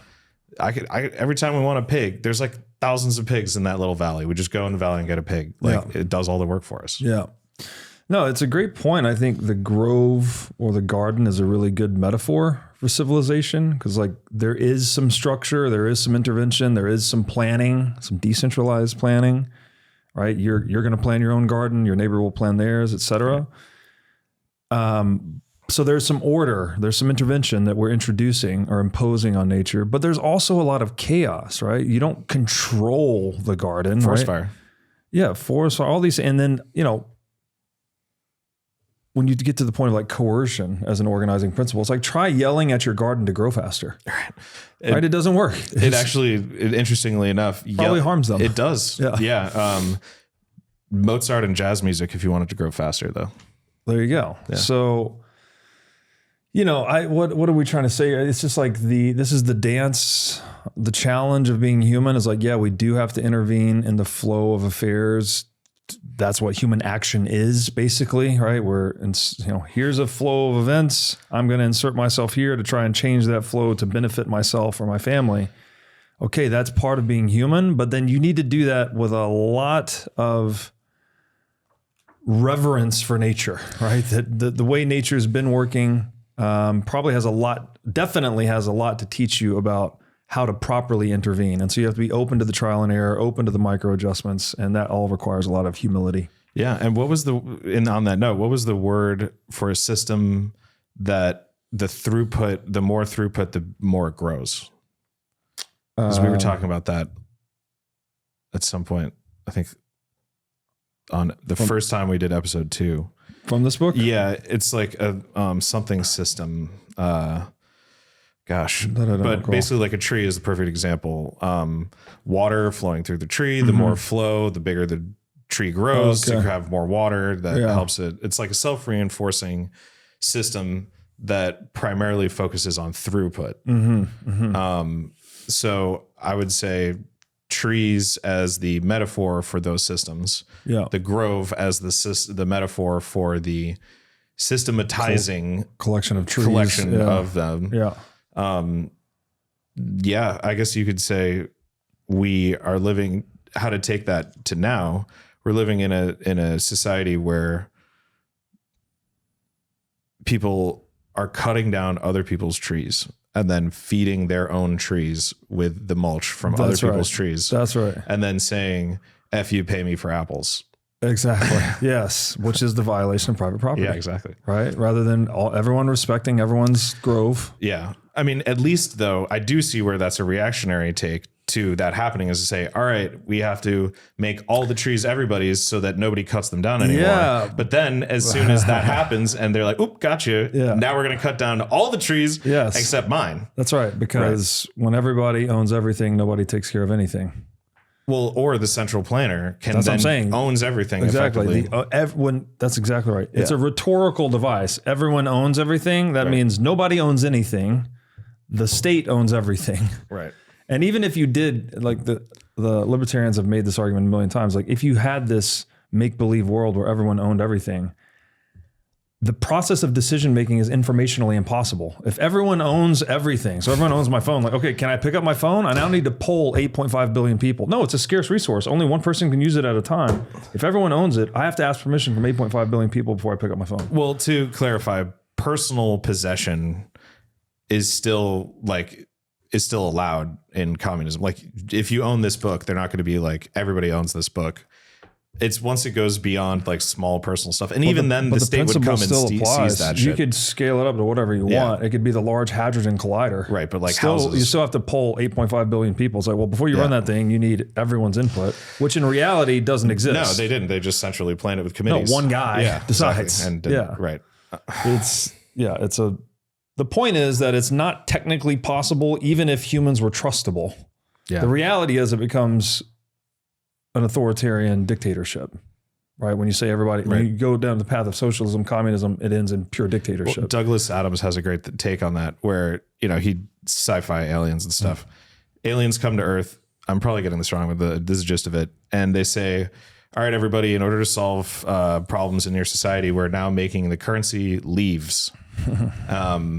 To address the supply issue, we will be cutting down all the trees. Yeah. So they cut down all the trees, take all the leaves, and then they have all the leaves. Now leaves are currency. There's no other way for it because there's no more trees. Yeah. And basically they enslave the entire planet. Yeah. Not Earth in this scenario, but. Yeah, I always go back to that saying that I forget how he opens the saying. It's like the main problem with the human race is that we have Paleolithic emotions, medieval institutions, and godlike technologies. Well, that's a good one. And so we're just wrestling, because people have this hierarchical kind of tribal herd emotionality still encoded into us, because that's how we've been for millions of years. And so then the nation state can exploit that. It's like a medieval institution that is exploiting the godlike technology of telecommunications to create these giant collectives, right? And then they start proffering the mythology that, Stalin is God, or this is the holy man that's come to protect us. And it's just a giant divergence from reality. Like the math doesn't math, as we often say. Right. that Elon Musk can somehow run a company and be in the top 10 of Path of Exile. It's a video game. Not possible. Yeah, he's got employees doing that. So there's a very special place called the farm at Okefenokee. It's a 1,000 acre regenerative farm community about 45 minutes northwest of Jacksonville, Florida. The farm is a completely off-grid community. It has total food, water, and energy independence. Everything on the farm is 100% organic, and it even features wild boar and bear hunting. The farm at Okefenokee is right next to the Okefenokee National Wildlife Refuge, where you can do camping and canoeing tours. So if you're like me and you're interested in the self-sovereign lifestyle, then you can get your own lot on the farm at Okefenokee if you tell them that I sent you. Once you get a lot, you can build one of 3 custom cabin options. So if you value freedom, self-sovereignty, and living in touch with nature, then join me and my family. We have lot number 21, and we're going to be building a cabin there starting December 2025. To learn more about the farm at Okefenokee, go to okefarm.com and make sure to tell them that I sent you. Yo, if you're a Bitcoiner, you need the Orange Pill app. It's where you connect locally and globally with other sovereign individuals. I use it when I travel to meet Bitcoiners and find meetups. It can also help you find merchants that accept sats. No distractions, no noise, just real Bitcoiners. Download the Orange Pill app today and find your local Bitcoin tribe. All right, so page 4, this is the conclusion now of the book. Page 422 and 423, I'll read a couple of excerpts here. Taleb writes, you may replace volatility with other members of the disorder cluster here and there for clarity, but it is not even necessary. When formally expressed, it is all the same symbol. Time is volatility. This is one of the big points I think is so useful. Education in the sense of the formation of character, personality, and acquisition of true knowledge likes disorder. Label-driven education and educators abhor disorder. Once again, right, delineating between the action-oriented person who really wants to learn and conform themselves with truth as distinguished from the, label-driven education and educators, right? When they're adhering to propositional knowledge solely at the exclusion of all other forms of knowing. This is actually what makes you retarded. So this is the point, right? If you over academize, to use his term, and you think you're in the White Tower and you know everything and you've got the solution to climate change and blah, blah, blah, blah, blah, like you are one of the stupidest humans living on the face of the planet because you have totally over-indexed on one form of knowing at the exclusion of all other forms of knowing. What's that great saying from Soviet Russia that it's really easy to be a farmer when your plow is a pin and you're 1,000 miles from the nearest agricultural plot, right? What's the other one he says? In theory, there is no difference between theory and practice. In practice, there is. That, I think, is the perfect summary. Yeah. I mean, praxis. I had a choice. So I've studied film production. I didn't get great grades, obviously. You're fired. And I had a choice. I could either go and do film theory, which is basically all you do is watch movies and practice the theory of it, or I could go into production. Mm-hmm. And I chose production. There you go. And we still learn plenty of theory. Oh yeah. But I noticed with the people who did film theory, they were almost like afraid of a camera. And like when they were writing about it, it just made me so frustrated. I was like, what have you ever made yourself? Like, how can you say that, there's all these issues with the film when, since it doesn't have some kind of core critical thesis? Well, it's like maybe the film is about what it's like to be that person in that moment, experiencing what they're experiencing. And that's the thesis. And so it's the same thing with art. It really pisses me off about modern art. How they're like, oh, but what's the artist statement? Like what? Because these people have a really hard time grasping objective reality. Yeah. And I think it's something to acknowledge is that not everybody is actually good at that. Yeah. There are people who have really bad vision and maybe they don't recognize until they're older and like all they have are books. And like there's various ways that people engage with the real world. But I think there is some who turn away from it and consciously don't want to engage with it because they don't want to prove wrong the theories that they have created and that they've built their whole presupposition of identity on knowing what it is. Yeah. So if in discovering it, they discover that they're wrong, oh, well, now you have something challenging the ego. These people tend to be pretty egotistical. Yeah. And there you are. They're stuck in that cycle without any escape. And what it takes is humility, gratitude, so that you can sit there with an object and not just look at it and say, I already know everything about that. Yeah. To really just sit there with an object and be like, what is this thing? Yeah. It might be just a ball of dirt, but to remain curious. It's in that ball of dirt. Yes. Billions of microbes. Yes. All different kinds of set. Like, you know, you could do that with everything. So to dismiss something based off a label, I think is to basically say that you're better than God.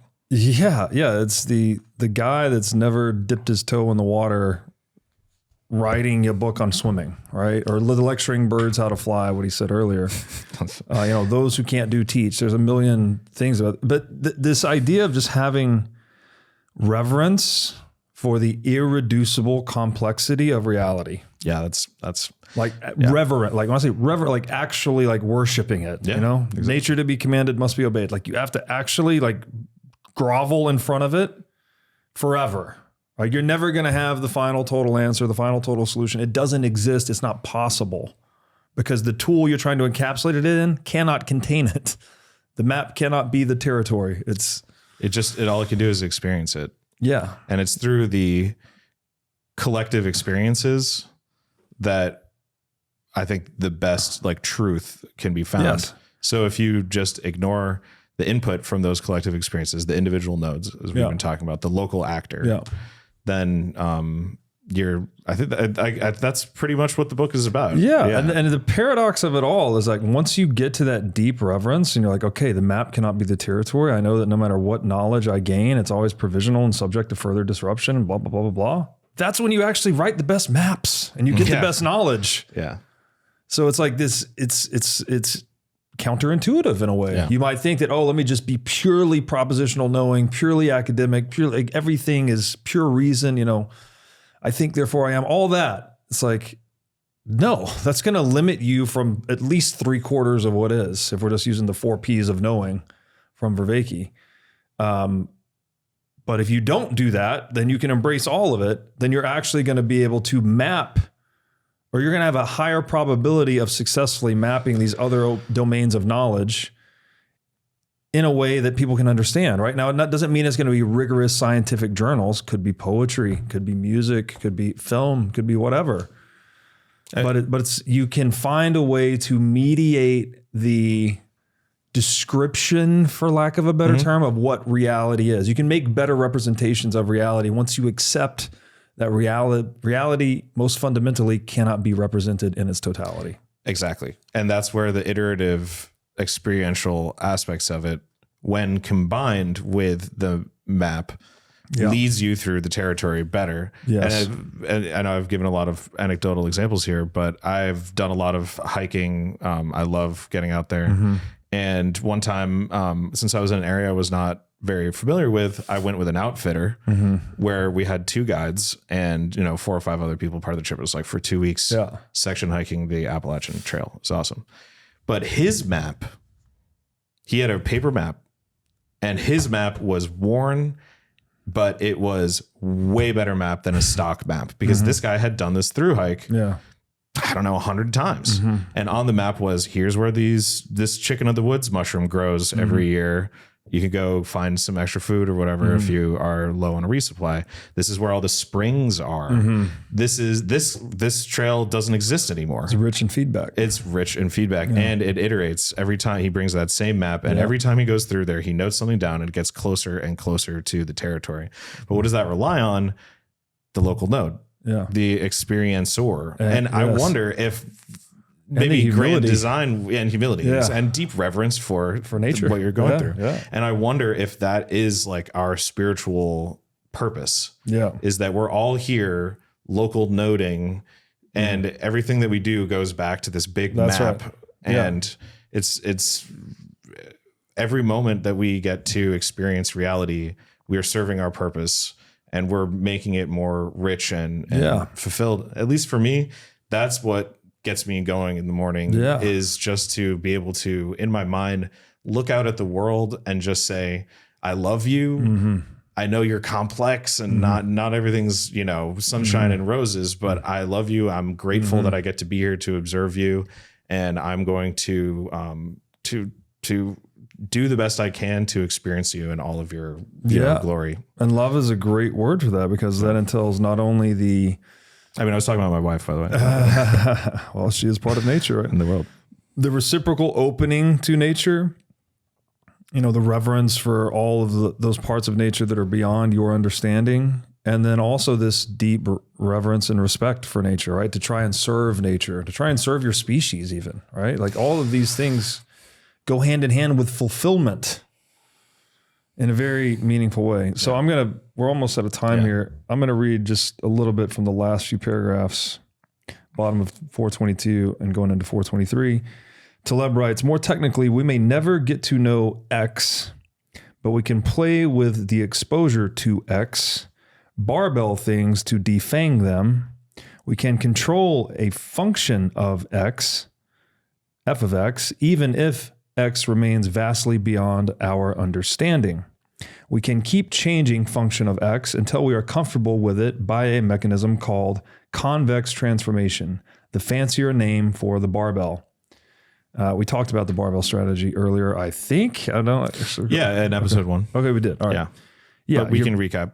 Basically instead of trying to be in the middle ground on something, you want to be at the extremes, right? So the Bitcoin example is like a portfolio with 95% US treasuries and 5% Bitcoin outperformed every other portfolio imaginable on a risk-adjusted basis for the past 10 plus years, right? That's a barbell, right? Dollars are super stable in terms of short-term purchasing power, and Bitcoin's super volatile in terms of short-term purchasing power. By barbelling these things into a portfolio, you get the best risk-adjusted rate of return. You could also, he goes into other like more personal examples where like, something I do in my life is like, I try to be, philosopher, cognitive think boy, but I also try to be crazy animal at the gym. Right. So like for me, that gives me good balance, because if I just do the think boy thing, I lose my mind. And if I just am a pure meathead, well, then I don't feel good about that either. Right. So that's the path. That's the barbell I try to pursue. The literal one. The literal barbell is metaphorically a barbell strategy. A little further down, he writes, distributed randomness as opposed to the concentrated type is a necessity, not an option. Everything big is short volatility. So there's a declaration for decentralization there. So is everything fast. Big and fast are abominations. Modern times don't like volatility. And the triad gives us some indication of what should be done to live in a world that does not want us to understand it, a world whose charm comes from our inability to truly understand it. The glass is dead. Living things are long volatility. The best way to verify that you are alive is by checking if you like variations. Remember that food would not have a taste if it weren't for hunger. Results are meaningless without effort, joy without sadness, convictions without uncertainty, and an ethical life isn't so when stripped of personal risk.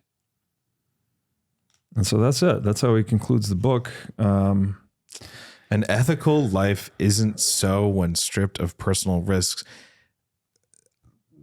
If you don't embody your philosophy, then what are you? Right? If you don't walk the talk, so to speak, or incarnate the philosophy, then your talk is cheap.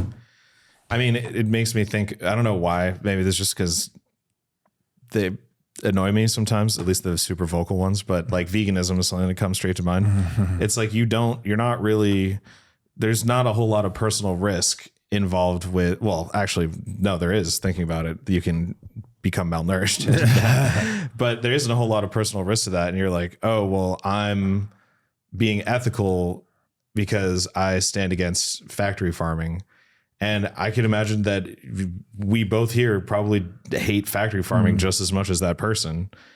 But it's like, you're not going to do it just by changing the things that don't affect you. Yeah. It's like, if anything, you should be nourishing yourself as much as possible so that you can go out and fight the informational societal war against factory farming. Well, I think to go back to the, like, just sitting at home and eating grilled cheese sandwiches is, vegan cheese, grilled cheese sandwiches is not going to change pretty much anything. No. And again, or sitting at home and making podcasts. Most cultural transmission occurs through imitation. So if you actually want to change the world in some direction, then you should don't talk about it, walk about it.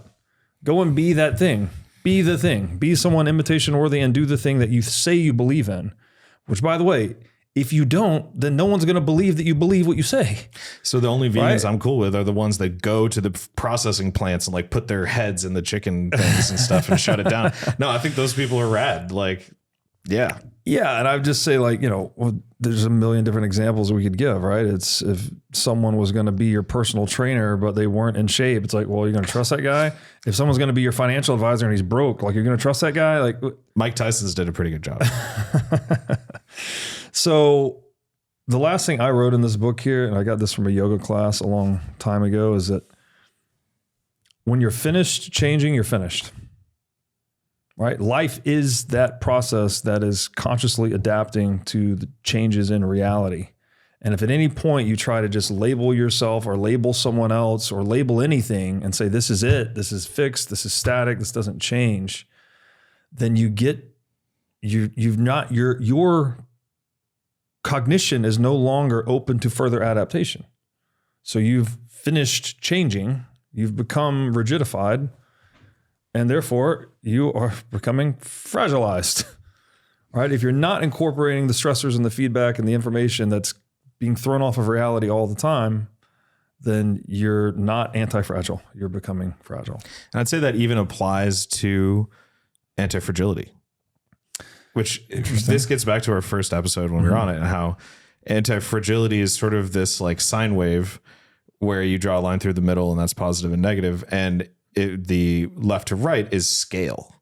So when you scale down, seemingly fragile behaviors increase the anti-fragility of the group. Yeah, that's right. Fragile behaviors in the group often increase the anti-fragility of the society and vice versa all the way down. So I think something that I took away from this after finishing reading it and in like 2 days, like in a brain blast, was that it's not even necessarily about being determined to become anti-fragile yourself. It's about accepting and trying to incorporate aspects of fragility and anti-fragility that are dependent on where you are in this sort of emergent hierarchy. And you have to accept where aspects of fragility actually are part of a bigger anti-fragile trajectory. I mean, working out is a perfect example. The next day you wake up and your performance is less if you went really, really hard the last day, but it doesn't mean that high intensity training doesn't make you stronger in the long term. I think the example that jumped to mind is like by being very rigid about private property, for instance, right? It's like, oh, this is not something that's subject to further debate. This is a social institution we want to really get fixed upon. You could argue that that's fragile, right? Because it's like not subject to further input and change, et cetera, but somehow that optimizes the anti-fragility of the whole. Right? Because it is something that's been discovered in a painstaking way and it does map on to our biological reality, right? Go hit a fucking wasp nest with a stick and tell me if private property is not real or not, right? Like they're going to show you. They don't need any constitutions or documents or legal frameworks. They're just going to F you up, basically. Yeah. So that's real, right? It's very real. We've discovered it for a long time. We've, again, apophatically discovered it and then come along and codified it in the Magna Carta and the US Constitution and Bitcoin, et cetera. But that's a good example, I think, of what you're talking about. Yeah. And I mean, it's a sunk cost fallacy at the end of the day, in that if something is fragile, let it go, let it break. In incorporating the fragility of things that you're trying to produce will make you, the producer of the things, more anti-fragile. Doesn't matter if what you're making is fragile. If anything, you want it to be fragile in certain ways so that you fail and learn and grow. So that's my takeaway. Don't try to obsess with making systems anti-fragile. try to obsess with incorporating the fragility that's within that system into better practices, into learnings. And then you, as the observer of this system you're trying to build, will achieve antifragility. The only way you can really do it is by not trying to do it and instead trying to embrace the iterative failure-based notion. And that will keep you from getting absolutely destroyed. Yeah, that's good stuff. I think for me, it comes down to the radical humility, especially in the face of how nature operates. And, understanding that your identity and your beliefs, these are provisional structures. Don't be like, oh, that's just who I am. I'll never change. All this, whatever. Like, that's all stupid. Like, no, you're changing all the time, right? No man steps into the same river twice, not the same river, not the same man. We know that. That's what's true. You can tell yourself you're never going to change, you're never going to this, you're never going to that, but like, you're just rigidifying and fragilizing yourself. That's the only thing you're actually saying. And then deep respect for ancient wisdom, right? These things that are super Lindy effect, private property's been working for a really long time. Respect that. Yeah, respect again is mentioned in this a lot. I respect our conversations, Robert. Respect what we're doing here, the mission. Yeah. So if you respect our mission, go check out What Is Money Show or whatismoneypodcast.com. Yeah. You can check out Robert at breedlove _22 on Instagram. 22 Instagram. Yeah. Breedlove 22 on X. Yeah. And like and subscribe. Yeah. Keep a lookout. A lot more to come. And tell us, like, if you liked us doing this book, if you enjoyed it, let us know. And if there's other books you want us to do, let us know. We love to nerd out. Appreciate it, Robert. Appreciate you. Thanks for watching. If you enjoyed this episode, click here to find more just like it, and here to find our most recent episode. Also, make sure to like this video to help shine light on the corruption of money. And be sure to subscribe to this channel to stay connected.